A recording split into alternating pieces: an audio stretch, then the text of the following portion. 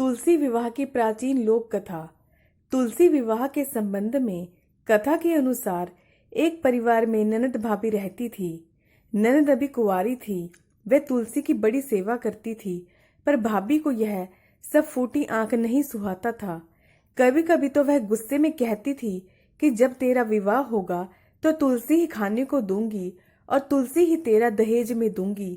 यथा समय ननद की शादी हुई तो उसकी भाभी ने बारातियों के सामने तुलसी का गमला फोड़ कर रख दिया। भगवान की कृपा से वह गमला स्वादिष्ट व्यंजनों में बदल गया। गहनों के बदले भाभी ने ननद को तुलसी की मंजरी पहना दी तो वह सोने के आभूषणों में बदल गई।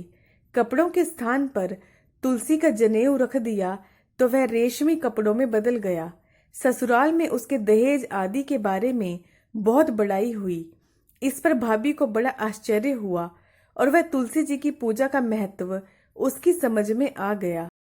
भाभी की एक लड़की थी। वह अपनी लड़की से कहती कि तू भी तुलसी की सेवा किया कर, तुझे भी बुआ की तरह फल मिलेगा। पर लड़की का मन तुलसी की सेवा में नहीं लगता था।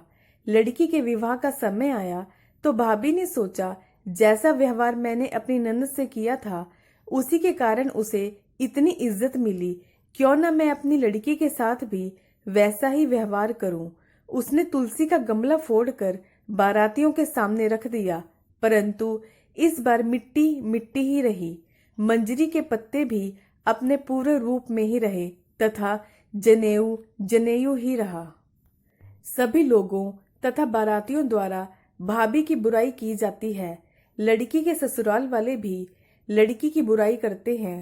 भाभी कभी ननद को नहीं बुलाती थी। भाई ने सोचा, मैं बहन से मिलकर आता हूँ। उसने अपनी पत्नी से कहा और कुछ उपहार बहन के पास ले जाने की बात कही। भाभी ने थैले में ज्वार भरकर कहा कि और कुछ नहीं है, तुम यही ले जाओ। वह दुखी मन से बहन के पास चल दिया। वह सोचता रहा कि कोई भाई अपनी बहन के घर ज्वार कैसे लेकर जा सकता है। वह एक गौशाला के पास रुका तथा ज्वार का थैला गाय के सामने पलट दिया। तभी गाय पालने वाले ने कहा कि आप गाय के सामने हीरे मोती तथा सोना क्यों डाल रहे हैं।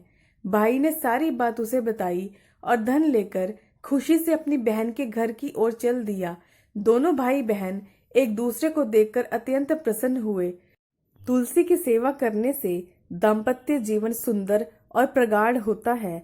तुलसी विवाह के दिन यह लोक कथा अवश्य पढ़नी चाहिए।